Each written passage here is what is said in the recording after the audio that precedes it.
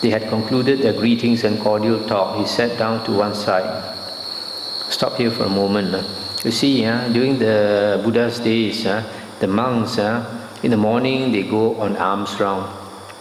After alms round, they come back and they eat their food. Sometimes either they live together or they live close to each other. And after they have eaten their food, if there's any remainder, they will leave it for others in case the others did not get enough food to eat. And the Buddha allowed other monks to eat the leftovers of the other monks as long as it had not passed noon, not past the time when the sun was the highest. Then after eating the food, the monks will go and find a quiet place to meditate for the rest of the day until the sun sets. Then when the sun sets, they will go to usually the most senior monk and discuss Dhamma. So here actually you see Venerable Sariputta is the right hand disciple of the Buddha. Venerable Sariputta, Venerable Mahamoggallana is the left hand disciple of the Buddha. These two sit next to the Buddha. But actually they were not the most senior. There were already more than 1,000 disciples of the Buddha, more than 1,000 arahants before Venerable Sariputta and Moggallana came. And but here you see Venerable Sariputta in the evening he went to look for Venerable Kassapa. It was not the other way around.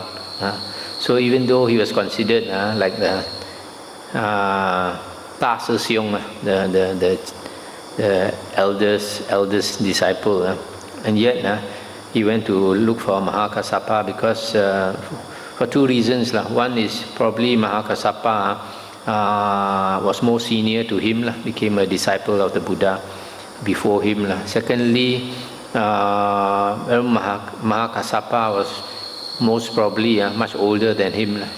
Venerable Kassapa was even older than the Buddha. So, and also because Venerable Kassapa was such an ascetic monk, so strict, that all the monks respected him. So Venerable Sariputta also out of respect went to see him. And then Venerable Sariputta said, "Friend, this Avuso, it is said that one who is not ardent and who is unafraid of wrongdoing is incapable of enlightenment, incapable of Nibbana, incapable of achieving the unsurpassed security from bondage. But one who is ardent and afraid of wrongdoing is capable of enlightenment, capable of Nibbana, capable of achieving the unsurpassed security from bondage. In what way is this so, friend?" So here Venerable Sariputta is asking him a Dhamma question, and Venerable Kassapa said, "Here, friend, a monk does not arouse ardor by thinking. If unarisen, evil, unwholesome states arise in me, this may lead to my harm. Nor by thinking, if evil, unwholesome states that have arisen in me are not abandoned, this may lead to my harm. Nor by thinking, if unarisen, wholesome states do not arise in me, this may lead to my harm. Nor by thinking, if wholesome states that have arisen in me cease, this may lead to my harm. Thus he is not ardent." Stop here for a moment. So here where Kassapa says, a monk is not diligent, not energetic.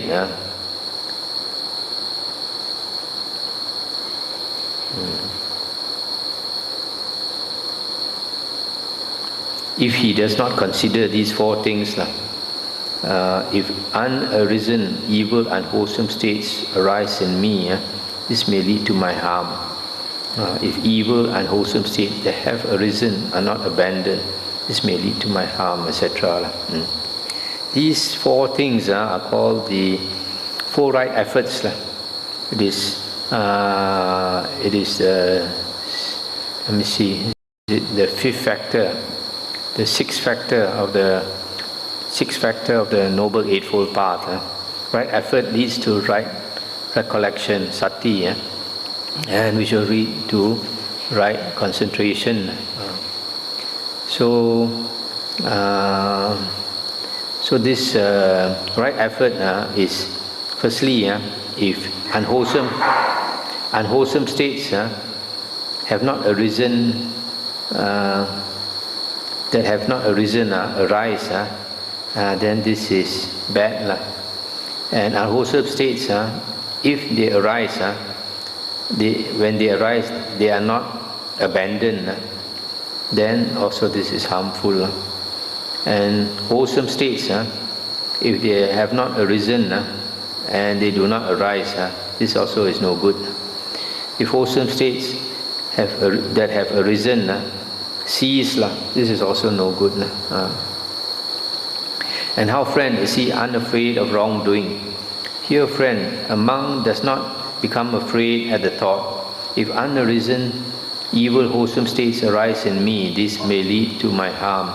Or if evil unwholesome states that have arisen in me are not abandoned, this may lead to my harm, etc.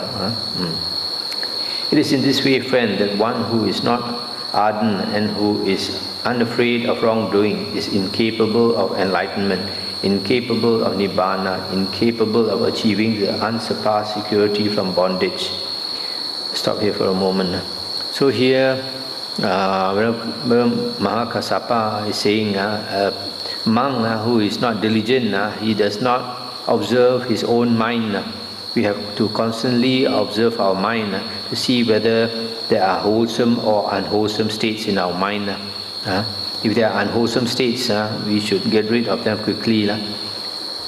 If there are wholesome states, then we should prolong them or make them rise.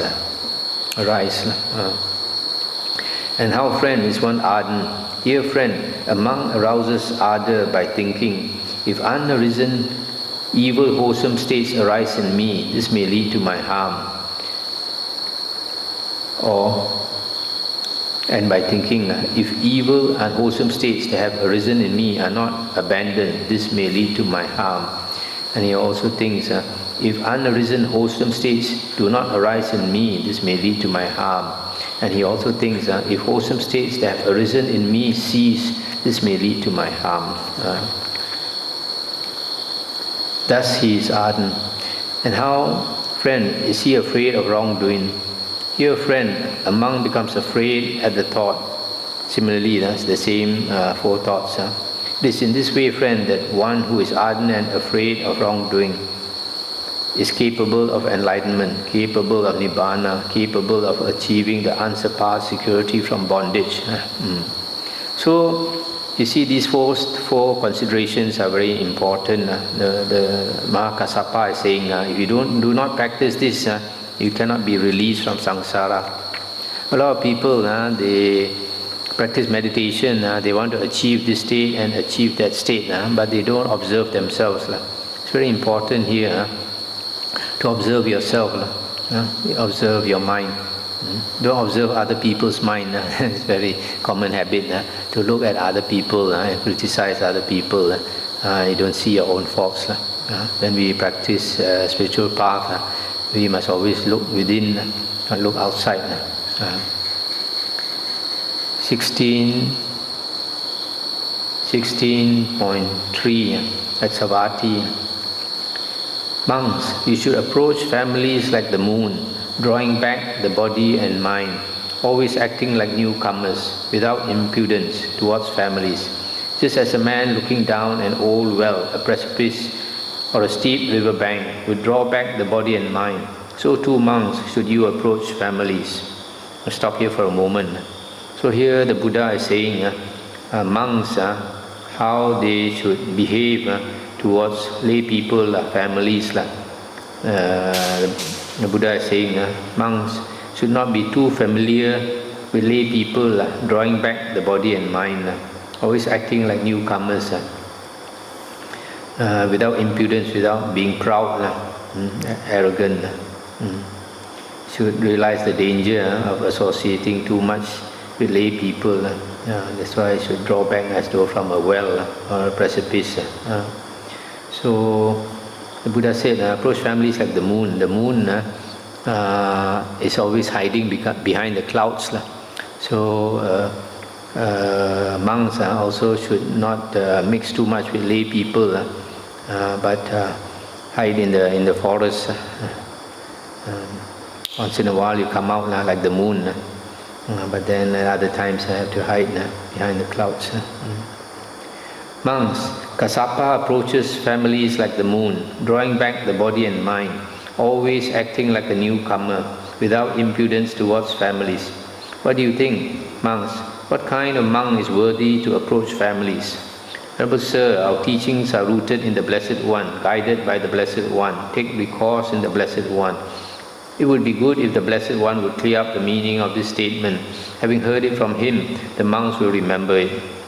Then the Blessed One waved his hand in space and said, monks, just as this hand does not get caught in space, is not held fast by it, is not bound by it, so when a monk approaches families, his mind does not get caught, held fast and bound amidst families, thinking, may those desiring gains acquire gains, may those desiring merits make merits.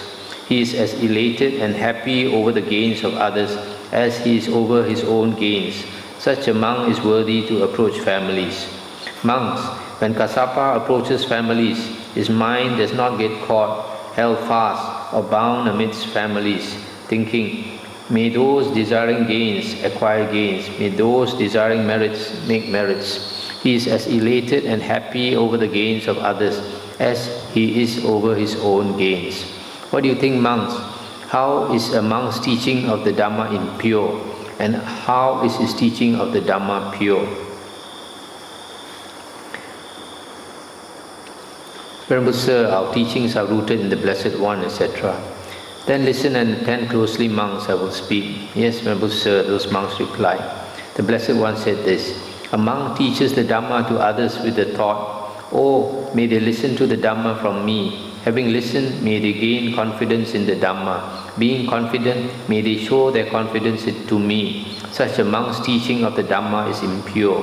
But a monk teaches the Dhamma to others with the thought, this Dhamma is well expounded by the Blessed One, directly visible, immediate, inviting one to come and see, applicable, to be personally experienced by the wise. Oh, may they listen to the Dhamma from me. Having listened, may they understand the Dhamma. Having understood, may they practice accordingly. Thus he teaches the Dhamma to others because of the intrinsic excellence of the Dhamma. He teaches the Dhamma to others from compassion and sympathy, out of tender concern.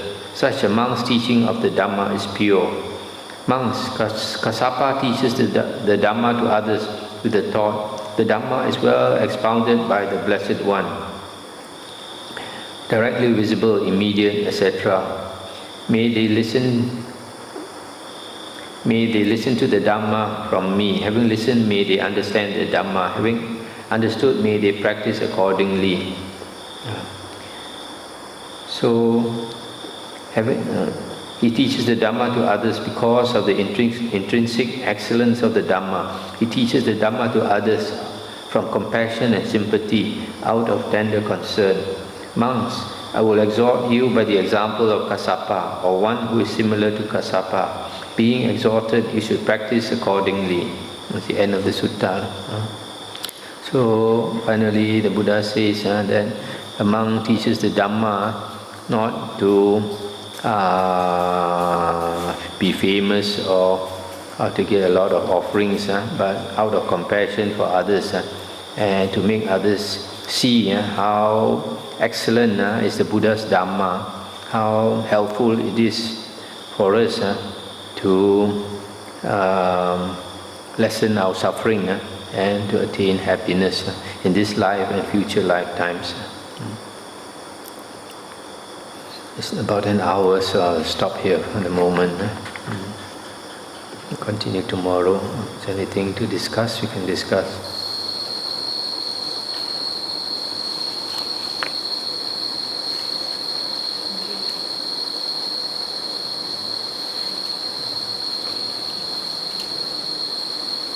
Yeah.